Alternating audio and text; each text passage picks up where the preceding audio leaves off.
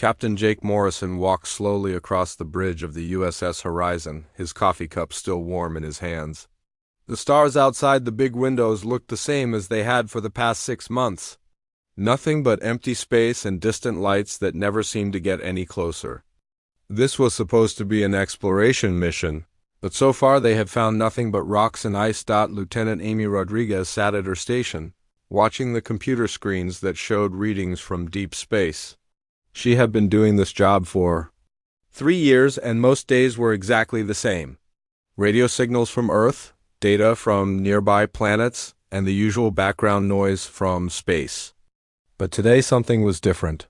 "Captain," Amy called out, her voice sounding excited for the first time in weeks. "I'm getting something strange here. This signal is not from any human ship." Jake put down his coffee and walked over to Amy's station. The screen showed waves of energy that pulsed in patterns he had never seen before. The signal was strong, much stronger than anything they usually picked up from this far out in space. "Where is it coming from?" Jake asked. Amy checked her instruments and pointed toward the edge of their star maps. "Out there, sir, beyond the outer rim. It's coming from a system we've never been to before." Commander Lisa Park, who handled all communications for the ship, came over to listen. She was good with languages and codes, better than anyone else. On the crew, "Captain, this is definitely not human. The pattern is too complex, too organized. Someone is trying to send a message." Jake felt his heart start to beat faster. In all the years that humans had been traveling through space, they had never found another intelligent species. There had been plenty of theories and hopes, but no proof until now. "Can you decode it?" Jake asked Lisa. "I can try, but it might take time. The signal is using mathematical patterns that are similar to ours, but not exactly the same. Whoever sent this is smart, very smart." Jake turned to his crew. "All right, everyone. This could be the most important day in human history. Amy, keep monitoring that signal. Lisa, work on decoding it. I want to know what they're trying to tell us." For the next 12 hours, Lisa worked without stopping. She tried every code and pattern she knew.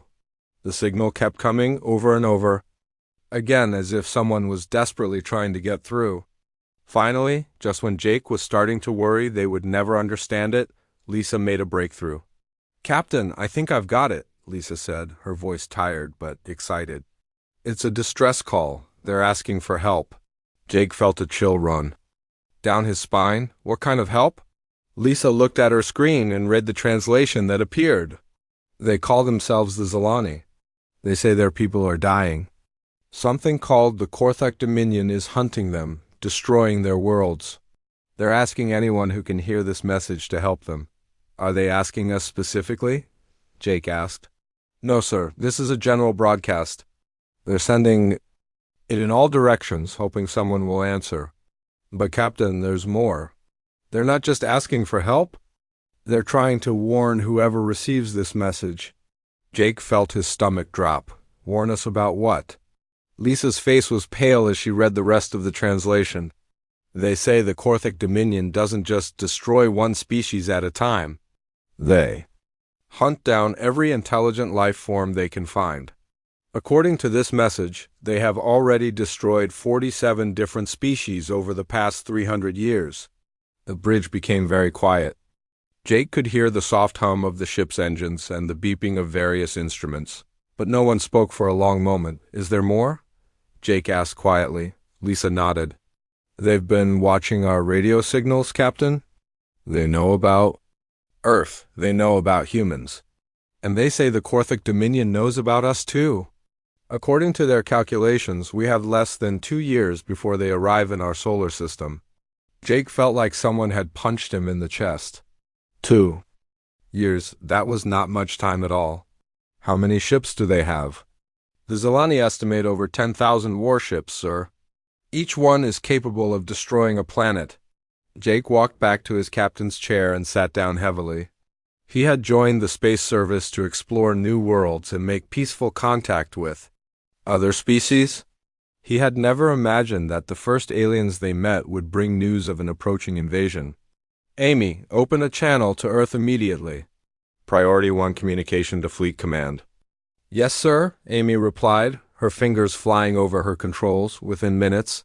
Jake was speaking directly to Admiral Peter Cole at Fleet Command on Earth. The transmission delay meant they had to wait several seconds between each exchange, but Jake quickly explained what they had discovered. Admiral, we need to make contact with these Zilani. We need to know everything they can tell us about this Korthic Dominion. If they're right about the timeline, Earth needs to start preparing for war right now. After a long pause, Admiral Cole's voice came through the speakers. Captain Morrison, I want you to proceed to the source of that signal. Make contact with the Zilani if possible. Get us everything they know about the enemy and Captain Dada? Yes, sir? If this is real, if this threat is as serious as it sounds, then humanity is about to face its greatest challenge. We're going to need every advantage we can get. Jake looked around at his crew. They were all young, all trained for exploration and peaceful missions. But now they were about to become humanity's first line of defense against an enemy that had already destroyed 47 other species. Understood, Admiral. We'll get you the information you need. As the communication ended, Jake stood up and addressed his crew. Ladies and gentlemen, our mission just changed. We're no longer just explorers. We might be the only thing standing between Earth and total destruction. Amy, set course for the source of that signal, maximum speed.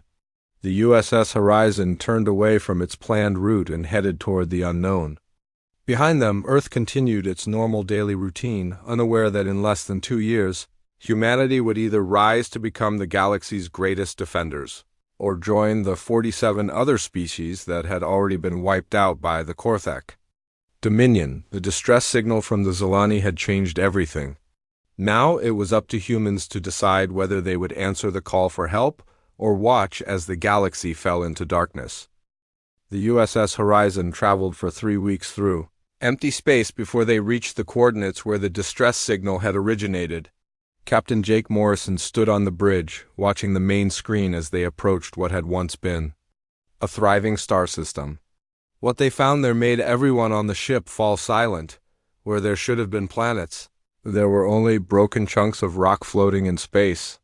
Entire worlds had been smashed into pieces, their remains scattered across millions of miles. The destruction was so complete that it was hard to believe these fragments had ever been home to living beings.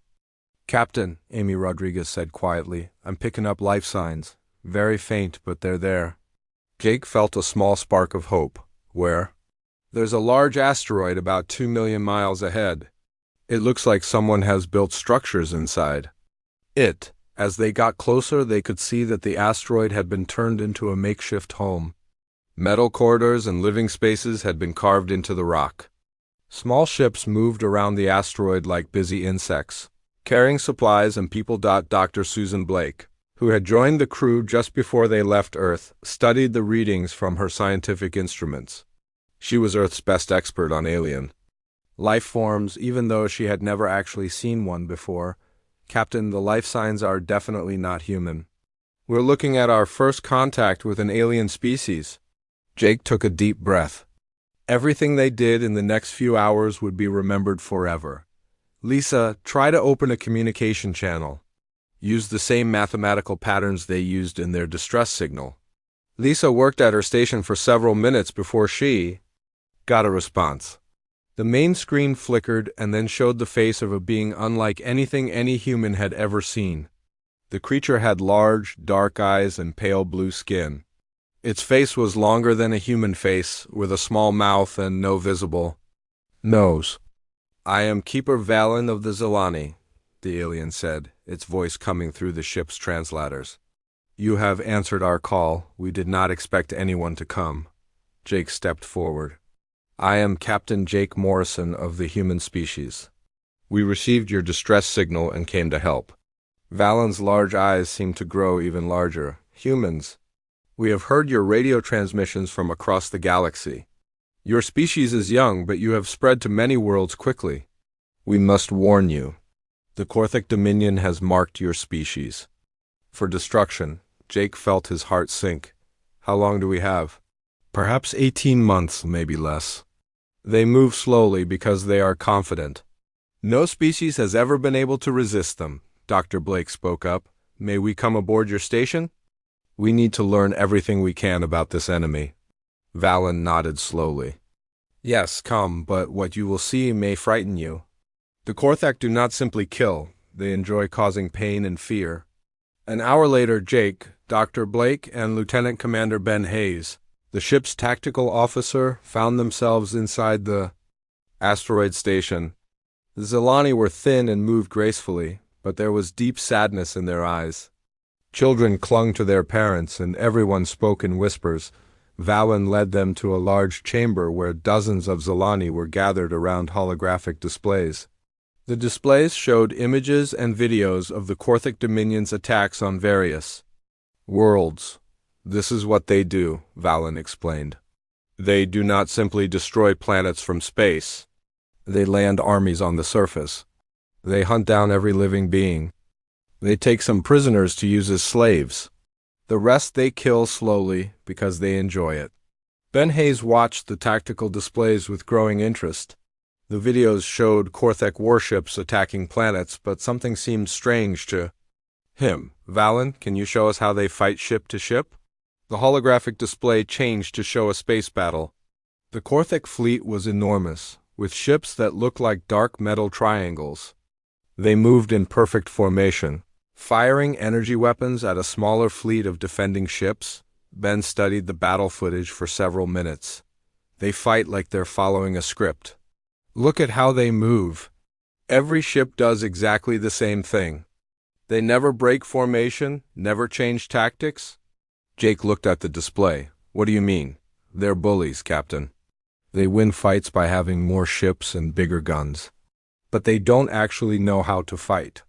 They just overwhelm their enemies with numbers. Dr. Blake was examining data about the Korthak themselves. According to this information, they're actually not very intelligent individually.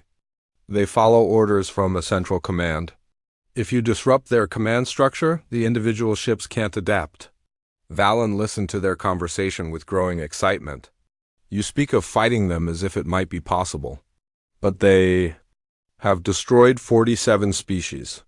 Each species was more advanced than yours. Each had more time to prepare. Jake looked at Ben and Dr. Blake.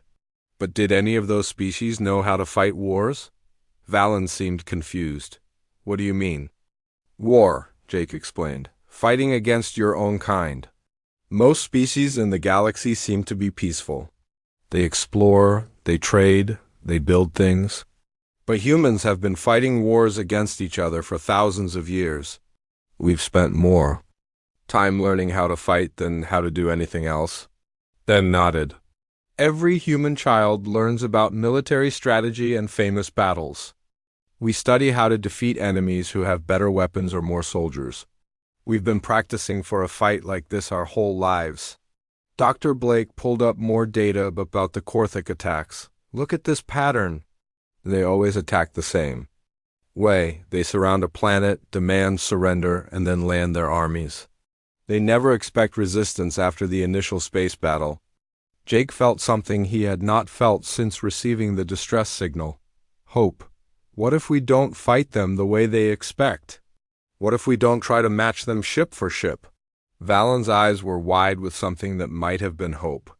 What are you suggesting? We're suggesting that maybe the Korthak Dominion has never fought a species that actually knows how to fight. They've been winning because they're fighting peaceful explorers and traders. But humans aren't peaceful, we're survivors. Ben pointed to the tactical display. Look at their formations. They're designed to intimidate, not to fight an actual battle. If we can get close enough to their command ships, if we can disrupt their communications, their whole fleet would fall apart. Dr. Blake was already thinking ahead. We need to get this information back to Earth immediately. Our military planners need to see everything you have about the Korthak. Jake turned to Valen. Will you help us? Will you share everything you know about the enemy? Valen was quiet for a long moment. For 3 centuries we have run from the Korthak Dominion. We have hidden in asteroids and empty space, watching as they destroyed world after world. We never thought anyone would come to help us. The Zilani leader moved to a control panel and began transferring data to a storage device. This contains Everything we know about the Korthik. Their ship designs, their weapons, their tactics, the locations of their bases. Everything. Jake took the device. This isn't just about helping you anymore. This is about saving every species in the galaxy. As they prepared to leave the asteroid station, Valen spoke one more time. Captain Morrison, the Korthik believe that fear is the greatest weapon. They have never faced a species that does not know fear, Jake smiled grimly. Then they're about to learn something new. Humans do know fear. But we also know how to fight anyway. The USS Horizon left the asteroid station and began its journey back to Earth. In the ship's databanks, they carried information that would change everything. The Korthik Dominion had spent 3 centuries hunting down peaceful species.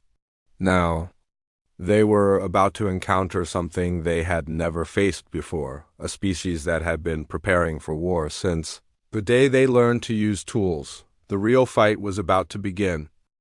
President Helen Carter stood in the emergency session room, deep beneath the White House, looking at the faces of world leaders on screens around the room. The information that Captain Morrison had brought back from the Zilani was spread across the table in front of her. Photos of destroyed worlds, tactical data about enemy ships, and a countdown that showed humanity had exactly 16 months left. "Ladies and gentlemen," President Carter said, her voice steady despite the fear she felt inside, "we are not going to hide from this threat. We are not going to run. We are going to fight, and we are going to win." The British Prime Minister leaned forward on his screen. "Madam President, the data shows they have 10,000 warships. We have maybe 300 military vessels in our entire fleet." "Then we build more," President Carter replied. "We build different, we build better."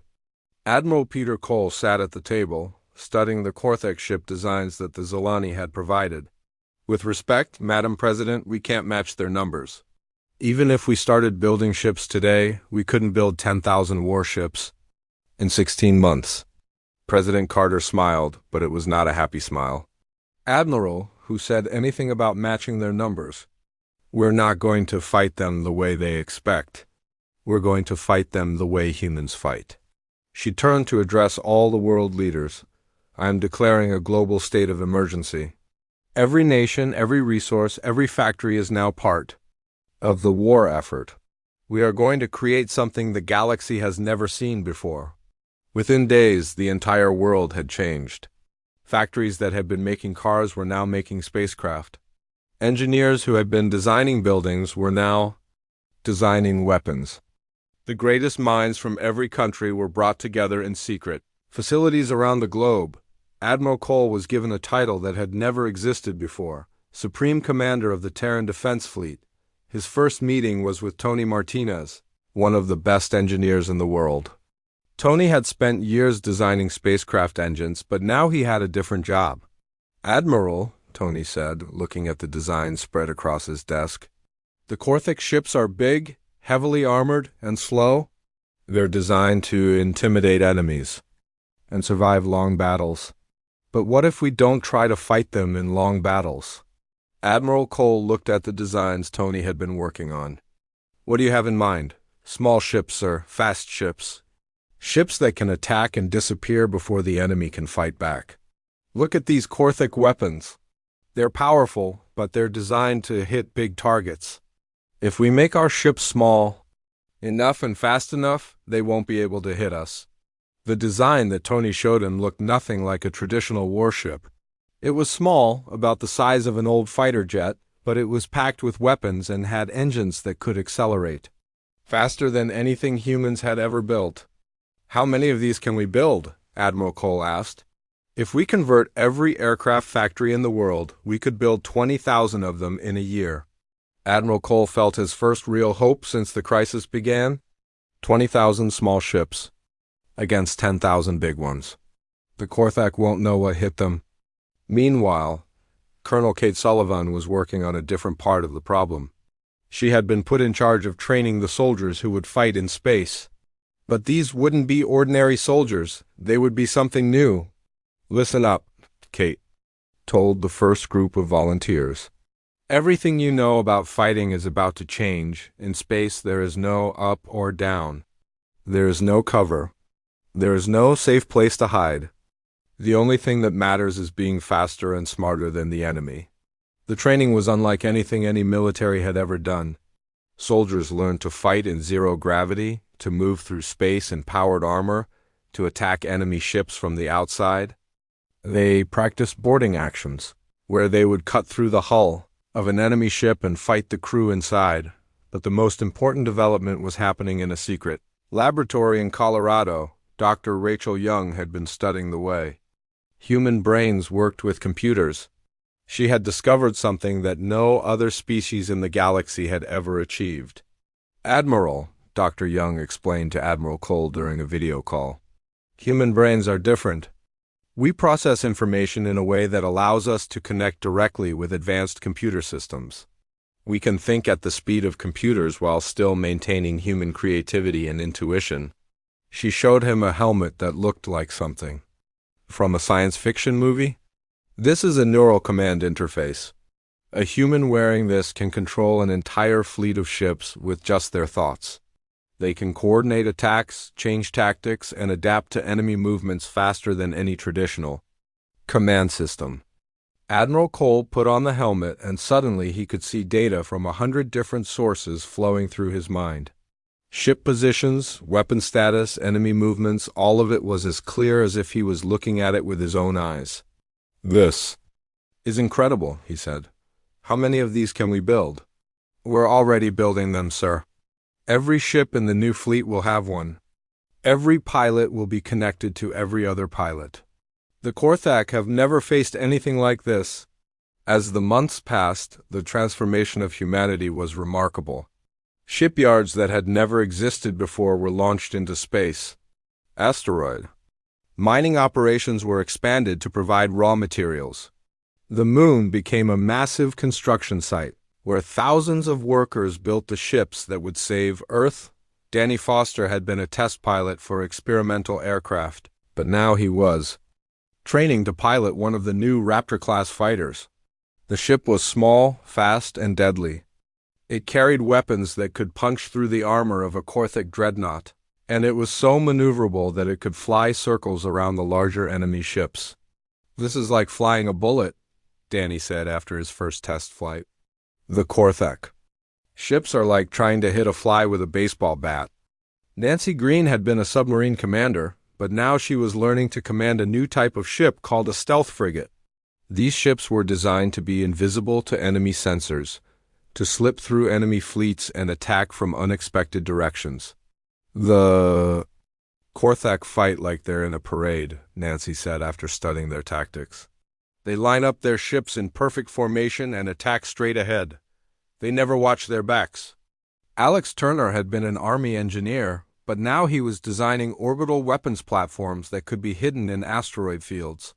Lucy Watson had been a fighter pilot, but now she was learning to coordinate attacks with dozens of other ships simultaneously all across the world.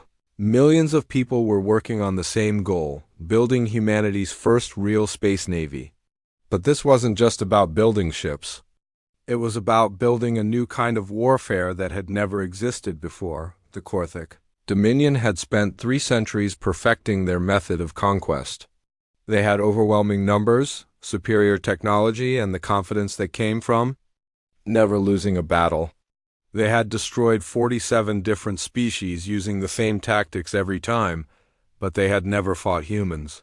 They had never faced a species that had spent thousands of years learning how to fight against impossible odds. They had never encountered an enemy that could adapt and change tactics in the middle of a battle. Admiral Cole stood in the command center of the new orbital shipyard, watching as the final ships of the Terran Defense Fleet were completed. In just 14 months, humanity had built the most advanced space navy in the galaxy.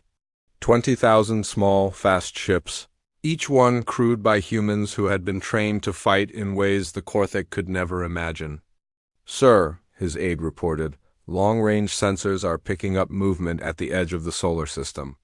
"The Korthak fleet has arrived," Admiral Cole smiled. "Then it's time to show them what humans can do when they fight for their survival." The Greatest battle in human history was about to begin. But for the first time since receiving the Zilani distress signal, humans were ready to fight back. The Korthic invasion fleet dropped out of hyperspace at the edge of the solar system like a dark cloud blocking out the stars.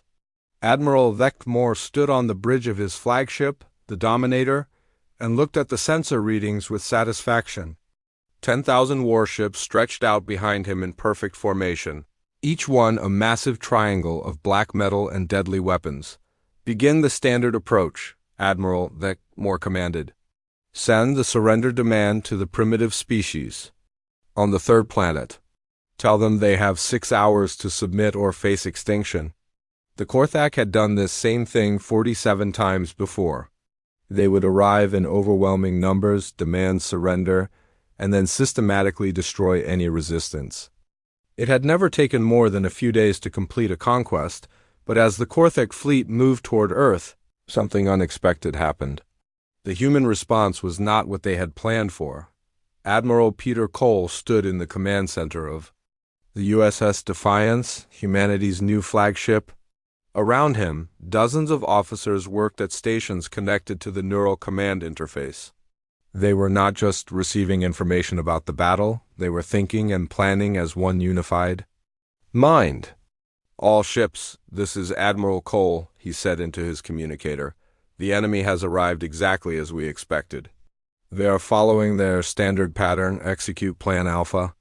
Across the solar system, 20,000 human ships that had been hiding in asteroid fields, behind moons, and in the shadows of planets suddenly came to life.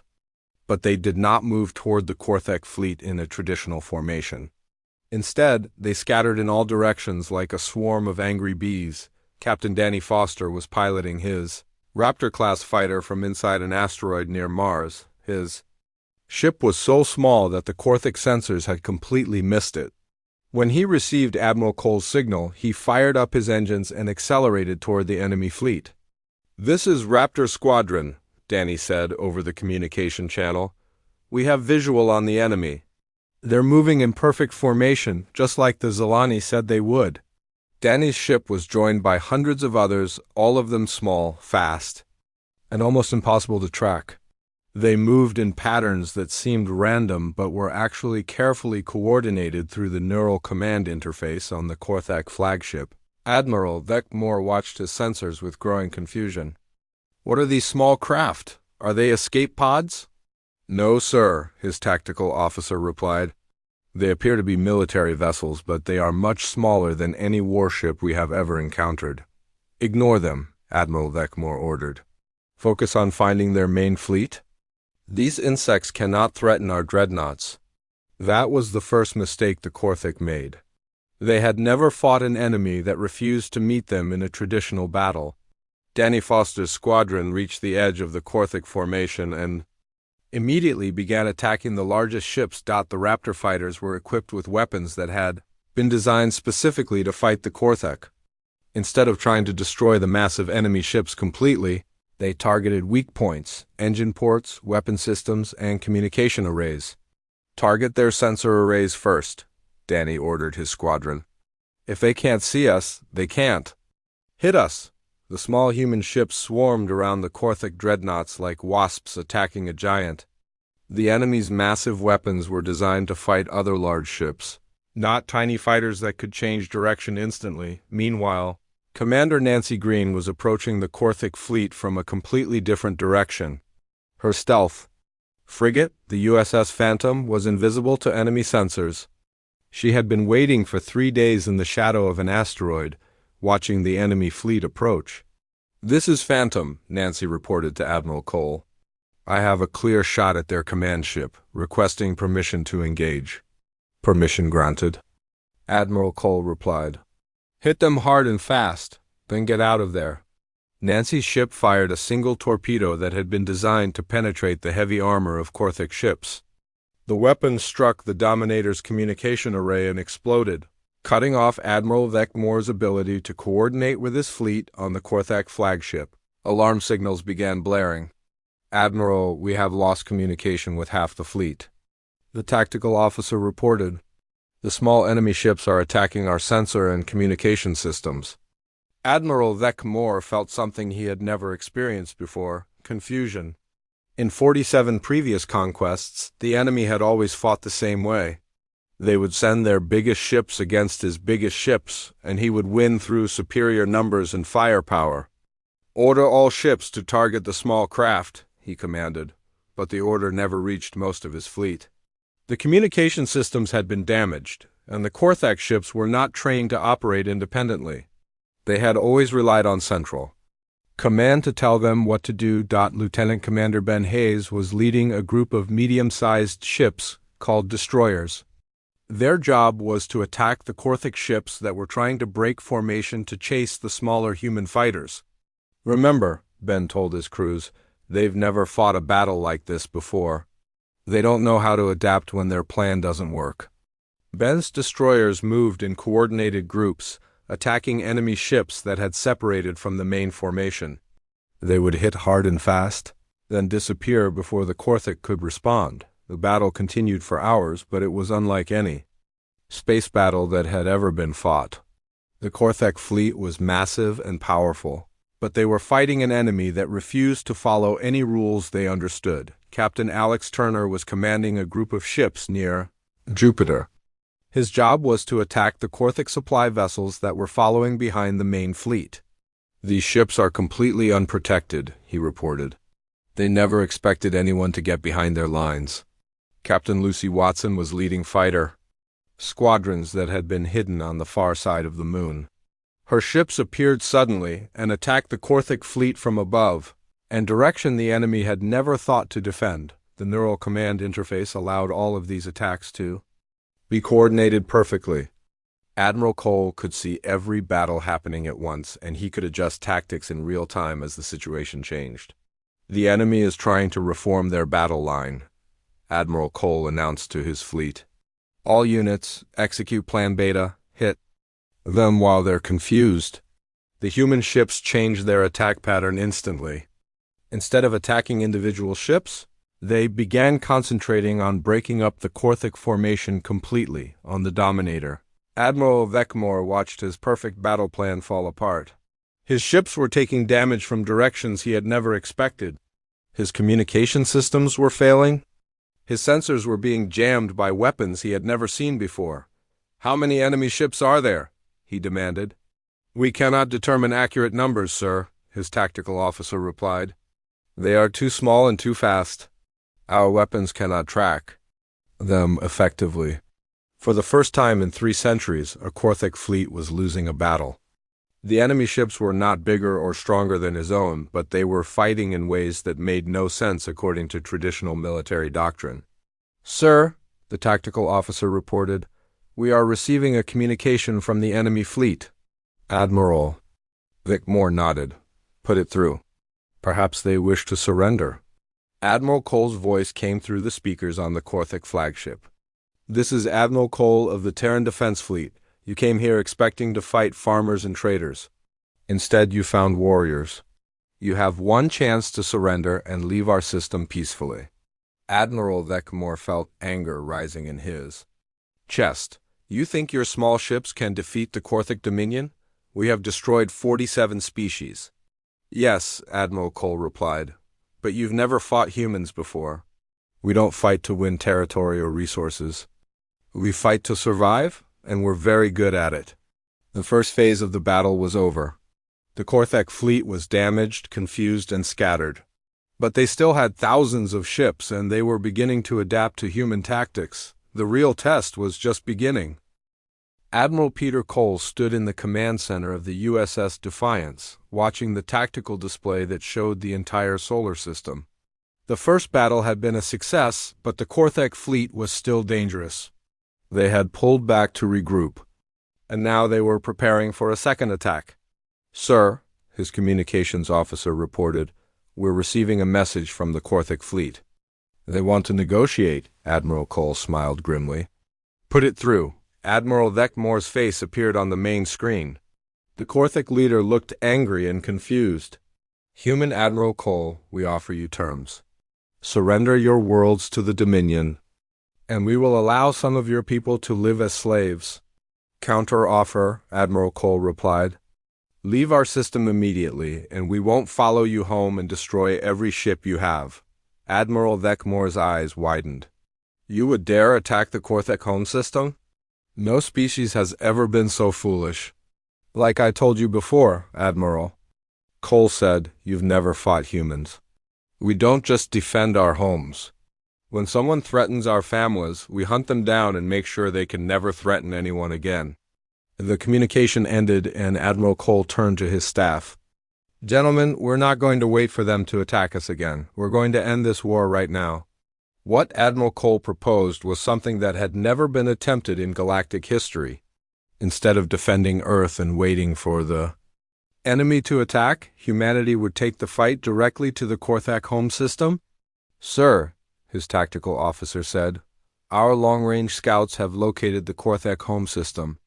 It's heavily defended with orbital platforms and thousands of ships. Good, Admiral Cole replied. That means all their forces will be concentrated in one place. We can finish this in a single battle. But Admiral Cole had no intention of fighting a traditional space battle. He was planning something that would use every advantage humanity had discovered about themselves during the war, within hours. The Terran Defense Fleet was moving, but they were not all going to the same place. Admiral Cole had divided his forces into dozens of smaller groups, each with a specific mission. Commander Alex Turner led a group of stealth ships toward the Korthak industrial worlds. His mission was to destroy the shipyards and factories that produced their warships. Remember, he told his crews, we're not here to occupy territory. We're here to make sure they can never build another invasion fleet. Captain Lucy Watson commanded a squadron of fighters that had been modified for long-range reconnaissance. Her job was to map the Korthak defense networks and find weak points that the main fleet could exploit, but the most important mission was being led by Lieutenant Colonel Stephen Miller. He had been selected to lead the first orbital drop assault in human history. His target was the Korthak command center on their homeworld. This has never been done before, Stephen told his Marines as they prepared for the mission. We're going to drop directly onto an enemy planet and fight our way to their capital. If we succeed, we can end this war in a single day. The Marines were equipped with powered armor that allowed them to survive in space and fight in any environment. They carried weapons that had been designed specifically for close combat against Korthak soldiers. The assault began when the human fleet arrived at the edge of the Korthak home system. But instead of attacking the enemy ships directly, they implemented a strategy that the Korthak had never seen before. Captain Danny Foster led his fighter squadron in a direct attack on the orbital defense platforms. These massive weapons were designed to destroy large ships, but they could not track small, fast fighters that moved in unpredictable patterns. The platforms are trying to target us, Danny reported, but they're too slow. We can hit them and be gone before they can return fire. Meanwhile, Commander Nancy Green's stealth ships had slipped through the outer defenses and were attacking the communication networks that coordinated the Korthak home fleet. Without communications, the enemy ships could not work together effectively. The Korthak home fleet was enormous, with over 15,000 ships defending their most important worlds. But they were facing an enemy that refused to fight by any rules they understood. Admiral Cole coordinated all of these attacks simultaneously through the neural command interface. He could see every battle happening at once, and he could adjust tactics instantly as the situation changed. Phase 1 complete, he announced to his fleet. The enemy defenses are in chaos. Begin Phase 2. Phase 2 was the orbital assault. Stephen Miller's Marines launched from their ships in individual drop pods, small armored capsules that could survive the journey through space and land on the enemy planet. The Korthak had never faced an attack from the ground. All of their military doctrine was based on space combat. They had no idea how to respond when enemy soldiers began landing in their capital city. "This is Miller," Stephen reported as his pod crashed through the roof of a Korthak government building. "We are on the ground and moving toward the command center."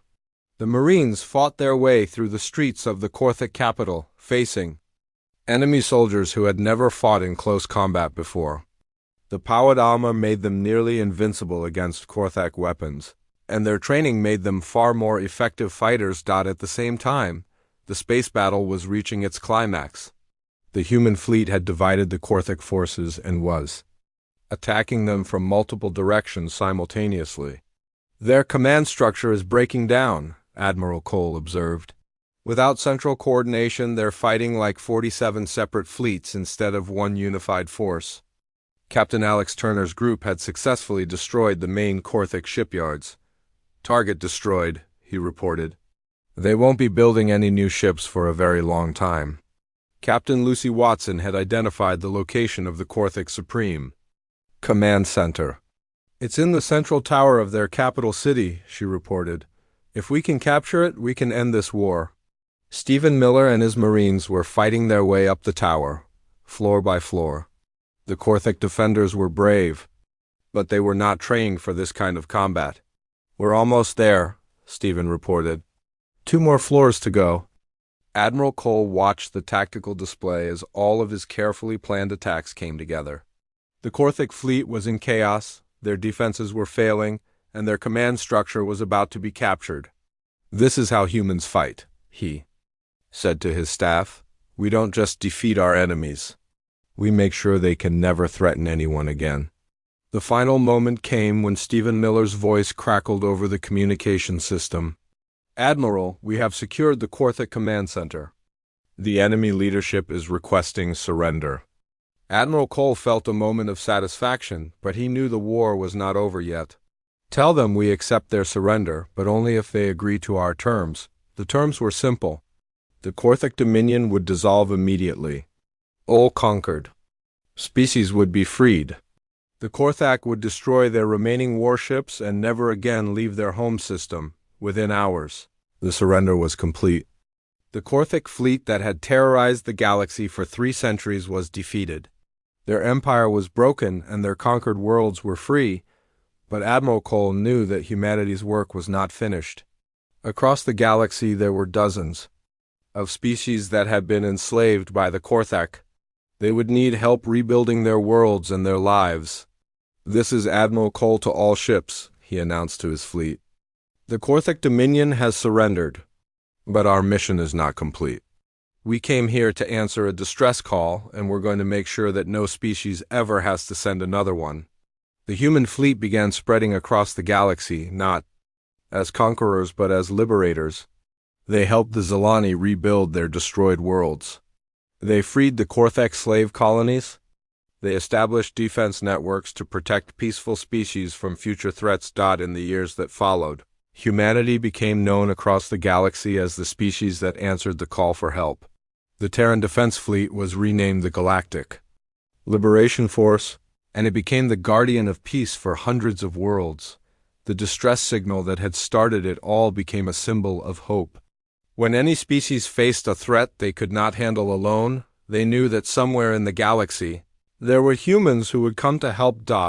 And in the darkness of space, where new threats might one day emerge, the message was clear. Humanity was watching, and they were ready to fight for anyone who needed their help.